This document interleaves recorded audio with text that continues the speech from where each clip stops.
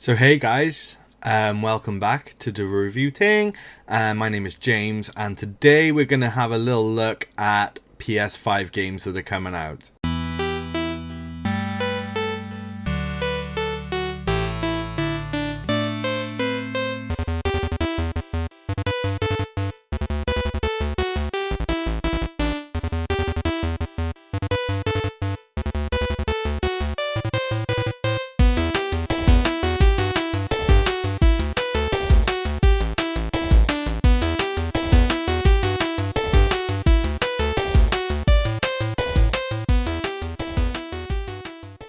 So at this point, the PS5 has been out about 5 months, and I'm absolutely loving it, but realistically, there's only about 2 games that I've actually played that are PS5.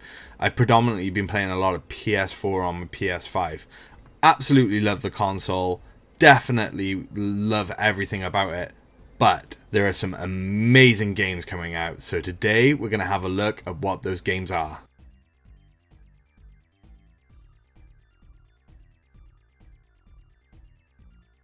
Okay, so the first one on my list is a game called Returnal.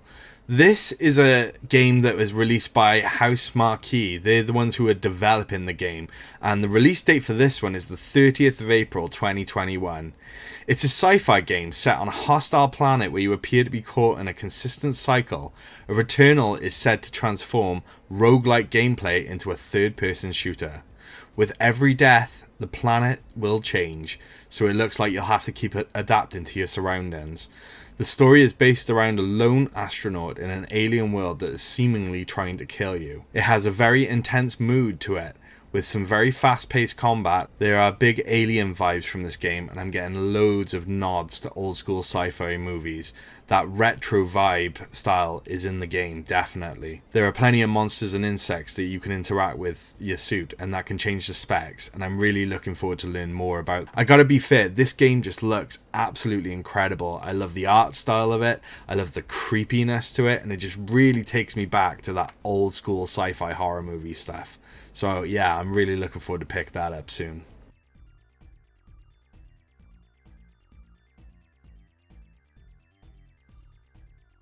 Ratchet and Clank. I mean, what more needs to be said? It's Ratchet and Clank. I mean, these games have been going forever. They've been going since like the PS2 day. I mean, the first reboot of the Ratchet and Clank game that came out on PS4, that game was absolutely phenomenal. There was also a movie in 2016, and fans have been clamoring for a brand new game in the franchise since that point. I gotta be fair, I love the series. I think it's a really, really solid title. And boy, their dreams have been answered with this game. I mean, have you seen it? It looks absolutely incredible.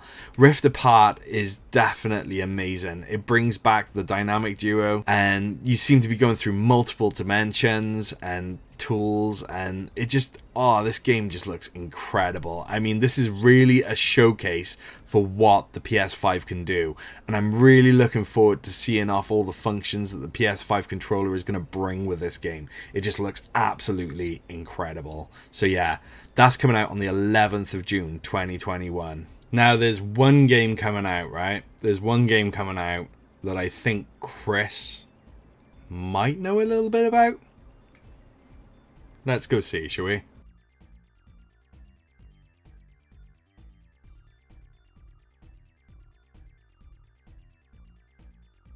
What's up, everyone? Chris here from the review thing, and today I'm going to give my thoughts slash wish list, maybe, or hopes for Resident Evil 8 Village. Now, I have not played either the Village slash Castle demo. I like to go into these games as blind as I can gameplay wise. I've seen bits and pieces of the world premiere shit and the announcement trailers and stuff. That's as far as I've gone. I don't know the mechanics. I don't know how it plays, anything like that. I did the same with Resident Evil 2 remake, Resident Evil 3 remake, Resident Evil 7. I did not want to I just want to have a fresh experience. I do not want to know any surprises, anything like that. So here's my hopes for Resident Evil 8. Now, going off of Resident Evil 7, which was a very great return to Resident Evil series. minus the last like quarter of the game, which I will discuss briefly. It brought back the real kind of looming dread of survival horror. Like, you're this lone person trying to survive this madhouse by scrounging materials, mixing gunpowders and stuff. The first, like I said, 3/4 of Resident Evil 7 are fantastic. I absolutely adore it. I think they nailed it on the head with the likes of Jack and Marguerite. Those are two brilliant characters portrayed brilliantly by obviously their voice actors, but they're like how terrifying they can be. Like, and the music as well that plays around them when they're hunting you down and stuff is really eerie. Especially Jack. Jack was a really cool character. Unfortunately, I believe it was due to development time, where the last like leg of the game just like diminishes in quality. I personally didn't really like Lucas as a character, so that's when like the game started like slowly kind of nose diving a bit for me, like a tiny bit. I love the atmosphere of the boat when you're playing as Mia, but unfortunately it is a very empty area with very limited enemy variety. The molded themselves are cool, but the fact that they were the only enemy type was just nah. I mean, we had insects, but they were there for one section and one section only. And then you get to the mines when you take control of Ethan again, and that itself was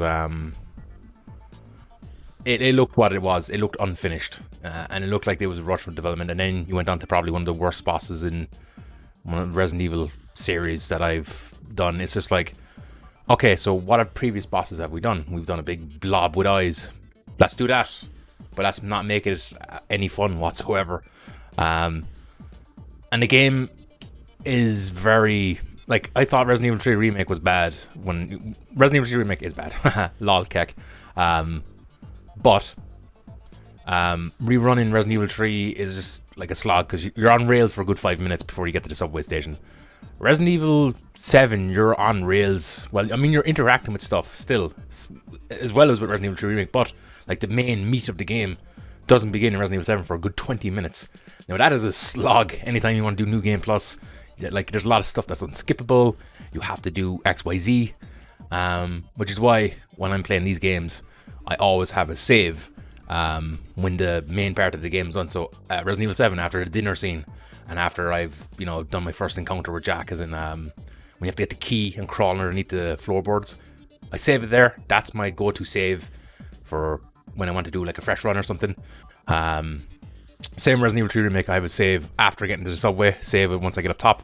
That's my go-to save for when I want to rerun the game, because starting again from scratch is... Anyway, I digress. But this ties into my hopes for Resident Evil 8. I'm hoping, one, the enemy variety is way more than just molded and insects. I've seen that there's like... I've seen from like the press demos and stuff, like from the anniversary announcement and whatnot, that there's like werewolves in it. They're like small and big. I'm hoping they don't do that for all the enemy types. Like, I know there's like a basement section where Ethan gets attacked by like zombie-like creatures.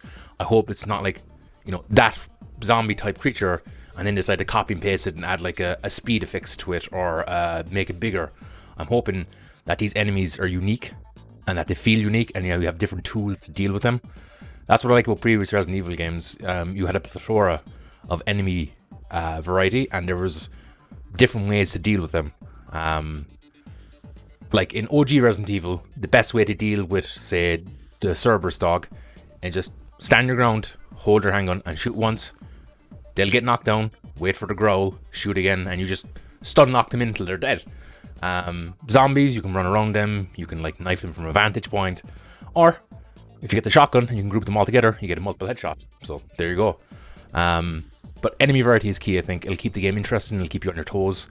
When it came to the molded in Resident Evil 7, it was just like, okay, give me the strongest weapon you have, let me aim for the head. I know that pretty much goes for all Resident Evil 3, like enemies go for the head, but at least in the other series, games in the series, I should say, you had multiple ways of dealing with enemies. So I'm hoping there's enemy variety in Resident Evil 8, and it does look like it so far, but I just hope what they've shown us isn't entirely it. Like, that's just it. Like villagers with weapons. Okay, cool.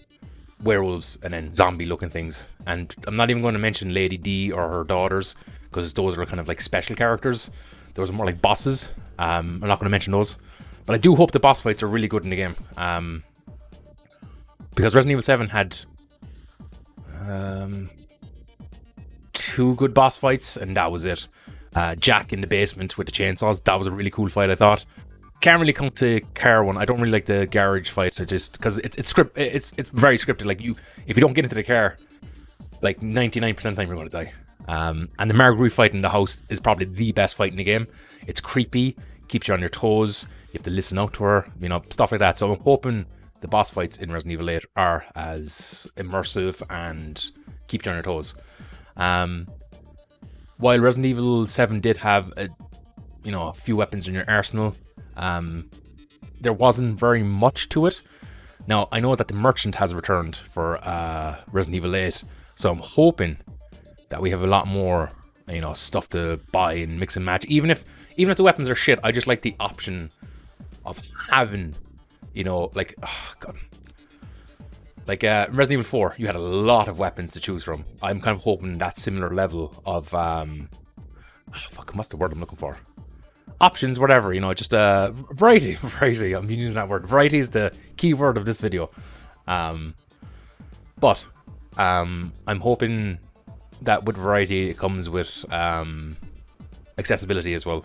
Like, I don't want to, like, obviously it's nice to have weapons that are hard to get, or like, Resident Evil 4 did a good system, like, shoot the medallions to get a free handgun, that kind of thing, or if you want to get the broken butterfly for free, you can get it in Salazar's. Is it Salazar? Can't remember his name. Short guy. You get it in his castle in like a locked box, but you need Ashley for it, I believe, because you boost her up and she comes in and unlocks the door for you. Stuff like that, out of the way. But if you go out of your way, you get rewarded. So I kind of want that as well for Resident Evil 8. The main thing I suppose for Resident Evil 8 is I'm hoping that it's a complete experience. That by the time I finish it, I'm like, oh god, that was an awesome game. Can't wait to go back into New Game Plus. Resident Evil 7, once I finished it, like towards the end, I was kind of fatigued. Not because it's a bad game, but because of the unfinished aspect and just general slog through certain areas. I'm just like, okay, come on. Don't get me wrong. Like I said, I've loved Resident Evil 7. I have it on PS4, Xbox One, and PC, and I've 100%ed it on PS4 and Xbox. Currently working my way through 100% it on PC. I think Resident Evil 8 will be, just from the looks of it, and just from what people have been discussing, I've done my best to stay away from like spoiler discussions and stuff, but from like the bits and pieces I've seen, it's looking to be a very solid game. And what's so great, an addition that was announced recently, I can't speak, was Mercenaries mode. Mercenaries mode is coming back, so that is a very good sign for me that they're adding in a game mode like that, because Mercenaries, like if we're talking like OG Mercenaries with the name, that originally came with Resident Evil 3 original. But if we're talking about like battle modes where you have to get from point A to B, that originally came back in Resident Evil 1 on the Sega Saturn. There was a battle mode in that where you get to pick either Jill or Chris. Same room of enemies, same bosses, but you started in the save room where you get the serum. You have to make your way. You open the door. You have time limit. You have 10 minutes, but you have a box with all the weapons, a certain amount of ammo, a certain amount of health, and you just basically have to get to the end of the game. That's pretty much it. It'll throw you in different rooms. You have to fight different bosses along the way, so on and so forth. Resident Evil 2 had, I think it was extreme battle mode, where you started in the lab, had to make your way all the way back to the precinct and find bombs and plant them. And that was a long game mode. Like, for me, those runs usually took like 40 minutes to an hour, depending on how, which character you picked, because it got increasingly difficult which character you picked and which level you picked. And then Resident Evil 3 had Mercenaries mode, where you had to get from the train station back to the warehouse. Resident Evil 4 had it. Code Veronica had it. Like, so it's been a staple in like a lot of Resident Evil games, and it wasn't included in Resident Evil 3 Remake, which was very odd. So I'm glad to see that they're adding in more content for what you're getting. So I'm hoping this is a good sign that the main game is polished, that they're confident enough to add in another game mode on top of that. So I guess in a nutshell for this video, because I'm going for 11 minutes now. I didn't mean to go for 11 minutes. I ramble. Enemy variety, a well-rounded experience, and a polished experience. If I can get those three things from Resident Evil 8, I will be a very happy person. Stories continuing from Ethan Winters from Resident Evil 7. Chris Redfield is back and he's looking beefy as fuck. He looks cool in this. I'm looking forward to seeing the story. I'm looking forward to seeing what the fuck is going on in this game. But I have high hopes, which is strange because if you would ask me before we saw the bits and pieces of Resident Evil 8, I would not have any faith in Capcom, especially after the likes of Resident Evil 3 Remake, Project Resistance, and now that Resident Evil Versus, or whatever the fuck it's called, is being tagged onto Resident Evil Village. It looks shit. I've seen like hours of gameplay on it, and it just looks boring. It doesn't look fun. It looks like you'd play it for a few games and then never return to it, which was what I did with Resistance. I'm not even going to install Versus. Not even interested in it. From what I've seen of gameplay, that's my curiosity sated. So, but yeah, I'm looking forward to Resident Evil 8. It's coming out soon. It's coming out on the 7th. So I will be hopping on that on release day. I have it ready to go on PC. The lovely man James managed to secure a collector's edition for me, which will arrive in the coming weeks after its release. I'm very excited to get that and get Chris up with my Leon and Jill statues. But yeah, hyped for this. I'm always excited for a new Resident Evil game. Really am. Well, main game. Forget Versus or Project Resistance or any shit like that. Capcom just can't seem to do multiplayer Resident Evil anymore. Give us Outbreak, please. We want Outbreak. But until then, guys, this has been Chris with the Review Ting. These are my thoughts and opinions on Resident Evil 8 Village. I will see you in the next video, hopefully. And enjoy Resident Evil 8. I hope anyone who's watching this is as excited as I am to dive into a new single-player Resident Evil experience. Until then, guys, take care.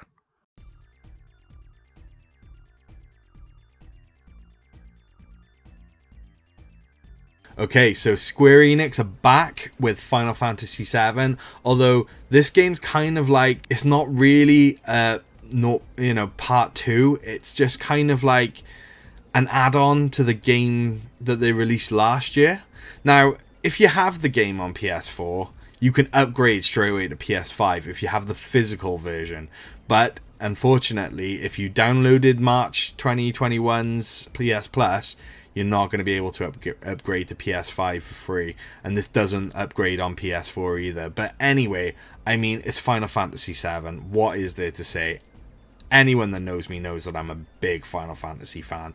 I've been playing this game over and over, and I thoroughly enjoyed the last game. It was absolutely incredible. I mean, this title will take advantage of the new console's improved specs and the power to deliver enhanced visuals and performance. Just make it incredible. The visuals on this game are going to be absolutely incredible, and it's based around a ninja called Yuffie. I don't know if anyone remembers Yuffie from the original game, but she was a materia hunter and she was absolutely incredible. But anyway, like I say, I'm really looking forward to what this brings to the story. It's kind of like a sideline story that runs alongside the game that was released last year, and I mean, I'm happy for more Final Fantasy VII. I'm always happy for more Final Fantasy VII, and yeah, bring it on. And that's actually being released pretty soon in June of 2021.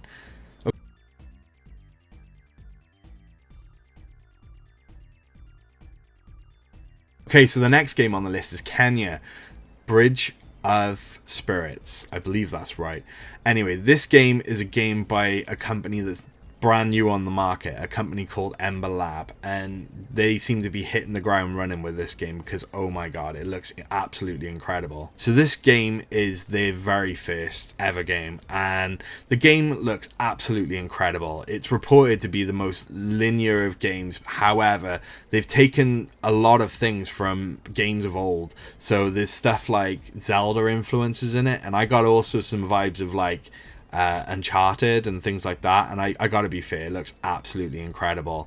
This was first shown off in Sony's showcase back last year with the PS5, and yeah, the world itself just looks absolutely amazing, and it's got a really nice vibe to it. For me personally, it looks like if a Zelda game was to come out on the PS5. It feels like that. I got very big vibes from like Majora's Mask and things like that. And there's parts where she like puts a mask on, and it just looks absolutely amazing. So I'm definitely looking forward to it. There's lots of different things in this game, lots of different aspects to it.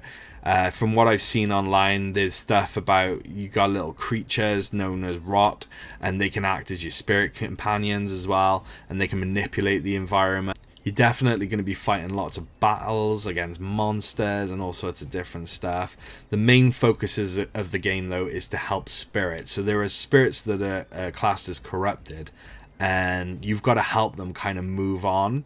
So I'm really hoping that this really packs a punch and it really delivers on what they were showing in the PS5 showcase. And this game is being released on August 21st, 2021.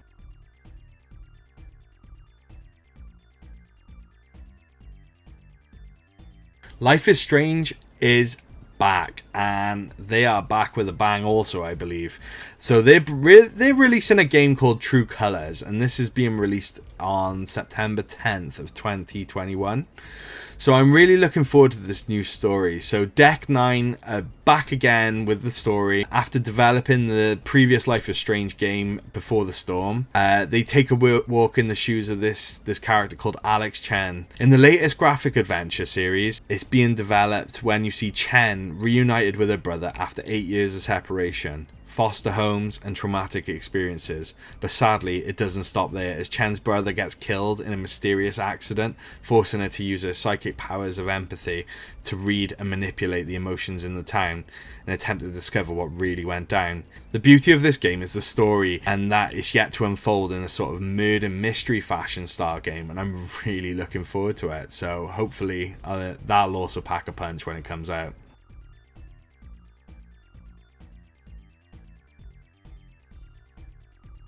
Horizon Forbidden West. Now this game, just looks absolutely gorgeous. I mean, Horizon Zero Dawn, if you haven't played it, go out, play it, just do it. It's one of the best games, in my opinion, that came out on the PS4.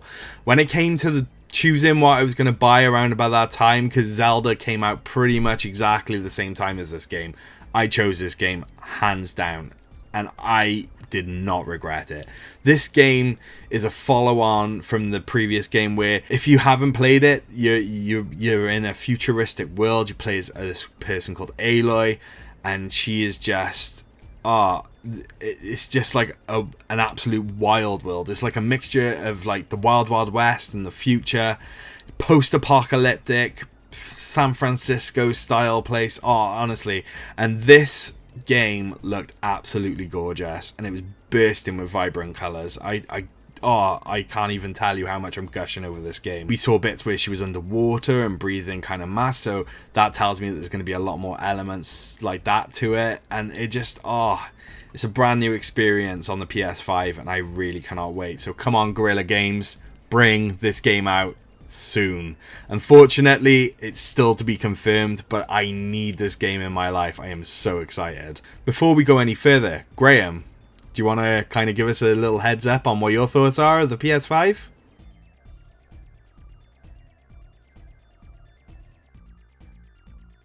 Okay.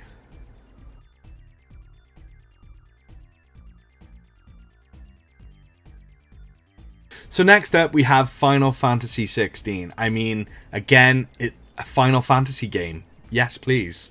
I'll take it. I absolutely cannot wait to see this game. This game looks amazing. It has sort of, I don't know, they've gone for a different style in this game, something that I haven't seen since like Final Fantasy 9. It's based more in like medieval times, and the beasts in it look absolutely incredible. I honestly cannot wait for this game to come out.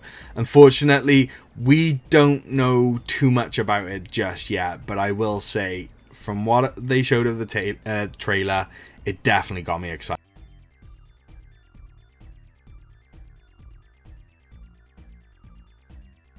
Another game that they haven't really spoken too much about yet is from Santa Monica Studios, which is God of War 2. I don't even know what they're calling it. They did kind of name it Ragnarok, and then there was a whole thing about it. I don't even care. I'm just so happy that this game is being released. I mean, when they showed this off at the PlayStation State of Play, literally they had a title screen and people went bananas for it. And I really, really cannot wait to see what they're doing with this. So come on, bring it out.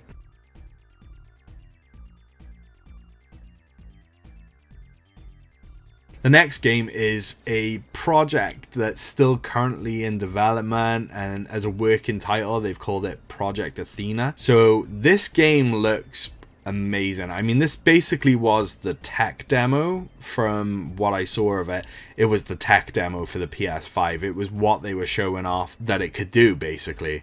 So it was designed for the PS5. It's a Square Enix game. The protagonist is just seen jumping from cliffs and attacking huge walls. I mean, the landscapes look incredible. It just looks absolutely amazing. So I'm definitely interested to see what's going to happen here.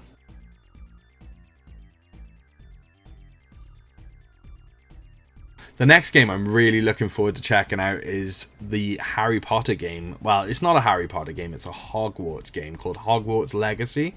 And it's sort of based in the 1800s around Hogwarts School. I mean, I haven't really looked too much into this, and I'm not the biggest Harry Potter fan, but I will say this game did look kind of incredible. It's supposedly an open world RPG in the Harry Potter universe, and hopefully see it in 2022. So kind of off the subject title of this particular video, but it's definitely a game that I am looking forward to. And that's it, guys. So that's a roundup of the games I'm kind of looking forward to in 2021, 2022. I have a feeling a lot of these games are going to get pushed back just because of development, trying to catch up and things like that. But I'm hoping a lot of them can, do the release date, and we'll just have to wait and see. But I'm still loving the PS5, and I'm hoping a lot of you guys will be able to go out and get one, because I know a lot of people are still struggling with it, but it's absolutely worth it. So anyways, guys, thanks for checking out this video. I hope you enjoyed. Let us know what games you're looking forward to down in the description below. I know there's a lot of games that I didn't mention in this, but I hope you enjoy anyway. Thanks again, and we'll see you next time. Take care.